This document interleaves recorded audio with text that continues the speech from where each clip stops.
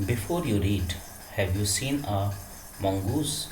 You have read in lesson 9 that a mongoose can fight with and kill a snake. Look at the pictures and read the lines given along with them. The banyan tree. The fight of the cobra and the mongoose is a classic drama often seen in India, and the outcome is largely the same. The mongoose is not immune to the venomous bite but is faster and quicker in motion than the snake. The cobra assumes a posture of defense and attempts to reach the animal by a sweeping strike, but the quick moving mongoose jumps out of reach and comes at the snake from another direction. Before the snake can get into striking position again, this constant movement tires and discourages the snake, and the mongoose is finally able to leap in close and bury its teeth in the snake's neck, usually severing the joints of its vertebrae. You must have seen a banyan tree. This is a story about what the author saw as a young boy when he was sitting in an old banyan tree in his grandfather's house. Part 1. Though the house and grounds belonged to my grandparents, the magnificent old banyan tree was mine, chiefly because grandfather at 65 could no longer climb it. Its spreading branches, which hung to the ground and took root again, forming a number of twisting passages, gave me endless pleasure. Among them were squirrels and snails and butterflies.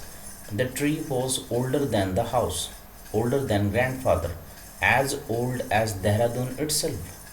I could hide myself in its branches, behind thick green leaves, and spy on the world below. Spy means watch secretly. My first friend was a small grey squirrel, arching his back and sniffing into the air. He seemed at first to resent my invasion of his privacy, but when he found that I did not arm myself with catapult or airgun, he became friendly. And when I started bringing him pieces of cake and biscuits, he grew quite bold and was soon taking morsels from hand. Before long, he was delving into my pockets and helping himself to whatever he could find.